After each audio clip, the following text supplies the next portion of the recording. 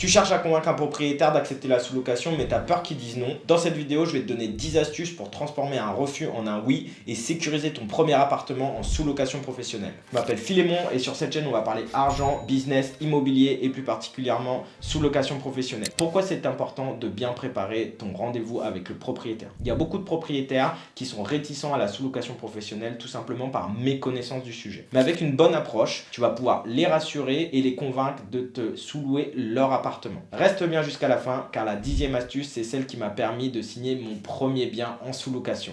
Première astuce, sois ultra transparent sur ton projet. Ça consiste à être totalement honnête et clair envers ton propriétaire au sujet de ton projet de sous-location en exposant en détail tes objectifs, ta méthode de travail et les garanties que tu vas pouvoir mettre en place. Il ne faut rien cacher, clarifier tes intentions et ne laisser place à aucun malentendu qui pourrait survenir plus tard. L'objectif, ça va être de bâtir une relation de confiance depuis le début afin que le propriétaire se sente en sécurité et sache exactement à quoi s'attendre. Pourquoi cette transparence elle est cruciale? Parce que premièrement, ça te permettre d'avoir une confiance renforcée. Si tu es transparent depuis le début, ça montre que ton projet il est fiable et un propriétaire qui peut être hésitant, ça peut lui donner confiance en toi. Ensuite, ça te permet d'éviter les surprises. Et du coup, ça va renforcer la relation à long terme que tu vas avoir avec le propriétaire. Dernièrement, ça va t'éviter des conflits futurs. Si depuis le début, tu as mis les choses à plat et que tu as tout bien expliqué, normalement, il n'y aura pas de conflit futur parce que le propriétaire aura accepté tout en connaissance de cause. Deuxième astuce, mets en avant les garanties financières. Ça va consister à rassurer le propriétaire sur la sécurité de son loyer et sur la fiabilité de ton entreprise. Il y a beaucoup de propriétaires qui ont peur des impayés ou de devoir gérer des conflits avec les locataires. Ton objectif, ça va être de lever cette crainte et montrer au propriétaire que tu es quelqu'un de fiable avec qui il va pouvoir travailler sur le long terme. Comment tu peux faire ça? Premièrement, montre ta solidité financière. Présente ton entreprise et son sérieux. Si jamais tu le peux, montre des revenus passés d'autres appartements que tu exploites. Et si tu débutes, explique ton modèle et comment il est rentable avec le fait que d'autres personnes vont être dans l'appartement et générer des flux financiers plus importants qu'un locataire classique, ce qui va te permettre de payer tous les mois le propriétaire. Deuxièmement, mets en avant des garanties financières. Explique que dans ton bail, le loyer est garanti et ce même lors de périodes de faible affluence dans l'appartement. Tu peux également proposer, si ta trésorerie le permet, un dépôt de garantie plus élevé comme 2 ou 3 mois de dépôt de garantie au lieu d'un seul mois de loyer. Troisième astuce, propose un bail spécifique pour la sous-location. Avec ce bail, tu vas pouvoir rassurer le propriétaire en lui montrant que le contrat est personnalisable sur certaines clauses pour répondre à certains de ses besoins ou de ses préoccupations. Tu vas pouvoir montrer que tu es flexible en prenant en compte ses préoccupations tout en garantissant la sécurité de ton modèle de sous-location. Un exemple de clause qui pourrait faire pencher en ta faveur la décision du propriétaire, c'est par exemple une clause de garantie de loyer dans laquelle tu vas expliquer que même en cas de faible influence, comme je l'ai dit avant, le loyer est bien garanti, ou encore une clause d'entretien et d'état du bien dans laquelle tu vas t'engager à payer tous les frais d'entretien sur l'appartement qui pourrait advenir lors de la sous-location. On en vient justement à la quatrième astuce, montre comment l'appartement sera mieux entretenu avec toi qu'avec un locataire classique. Souvent les propriétaires, lorsqu'on leur parle de location de courte durée, ils vont dire « Ah non mais moi je ne sais pas qui va venir dans l'appartement, je ne sais pas s'il va être bien entretenu, il va être dégradé, les gens vont pas faire attention » alors que c'est une fausse croyance. En fait, il va falloir faire comprendre au propriétaire que pour ton business, il faut que l'appartement soit toujours impeccable. Donc en fait, il va y avoir du turnover régulier et entre chaque personne qui va venir dans l'appartement, il va y avoir un service de ménage qui va venir à l'intérieur afin de le nettoyer. Il doit être tout le temps nickel parce qu'il y a des gens qui viennent et qui veulent trouver un logement propre. Donc du coup, l'appartement sera en permanence nettoyé et s'il y a des petits problèmes qui, là où avec un locataire standard, pourraient durer dans le temps et du coup s'aggraver, nous avec notre manière de faire, ils vont être réglés tout de suite parce que les clients qui vont venir dans les appartements ne peuvent pas arriver avec des petits problèmes sous-jacents. Donc l'appartement va forcément être mieux entretenu dans le temps qu'un locataire classique où le propriétaire n'aura pas forcément une vision sur son bien et qui va pouvoir finalement moins bien l'entretenir. Donc ça, il faut bien le faire comprendre au propriétaire, comme ça il va comprendre que finalement son bien sera largement mieux entretenu avec vous qu'avec qu'avec un locataire standard. 5e astuce, fournis des références de tes autres appartements. Donc ça, ce sera possible si tu as un ou plusieurs appartements déjà en gestion et ça va être vraiment un levier très puissant qui va te permettre de rassurer le propriétaire. Alors, ce qu'il va falloir faire, c'est appeler un des propriétaires avec lequel tu travailles déjà et lui demander s'il est OK pour recevoir un appel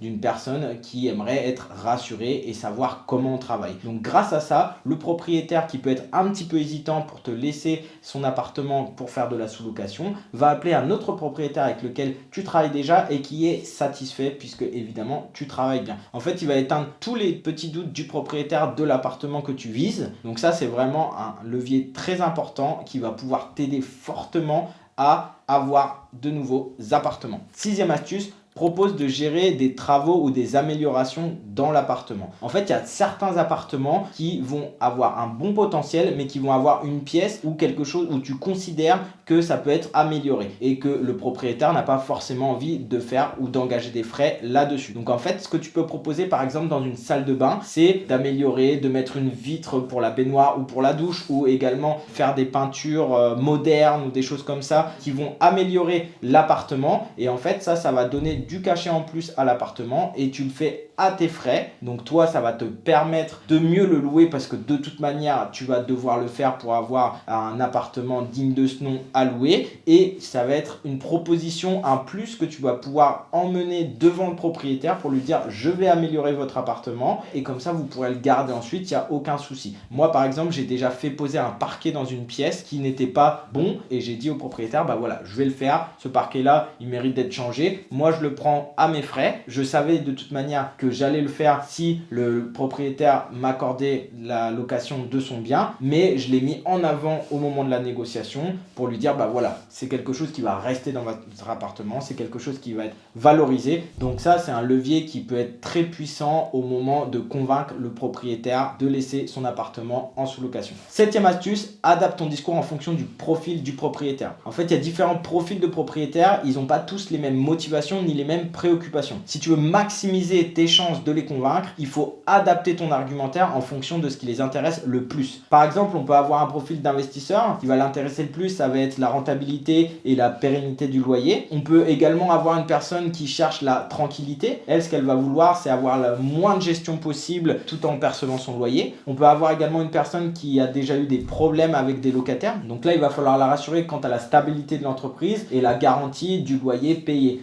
Donc là, je te donne des exemples, mais bien identifier ce qui importe le plus au propriétaire, ça va te permettre que le propriétaire se sente écouté et que tu répondes vraiment à ses besoins et à ses préoccupations. Du coup, tu rends ton offre plus attractive en insistant sur ce qui l'intéresse vraiment et tu te différencies des autres locataires qui vont avoir à peu près tous le même discours qui est plus standard. 8e astuce, proposer un dépôt de garantie plus élevé. Donc là, c'est vraiment un levier de négociation que je garde moi souvent à la fin où je sens qu'il y a besoin d'un petit coup de pouce supplémentaire pour que le propriétaire accepte. Donc par exemple 2 mois, 3 mois de dépôt de garantie. En fait, tu montres au propriétaire que tu es prêt à payer si jamais il va y avoir des dégradations. Donc le message que tu envoies, c'est il n'y aura pas de dégradation parce que personne n'a envie de payer. Mais si jamais il y en a, je suis prêt à vous payer plus au niveau du dépôt de garantie. Et le propriétaire en fait se sent rassuré de ça. Il se dit ok, bah moi j'ai plus de garantie si jamais il y a un problème. Mais en même temps, tu lui montres que tu es sûr de ton projet de sous-location et qu'il n'y aura pas de souci parce que tu proposes plus de dépôt de garantie.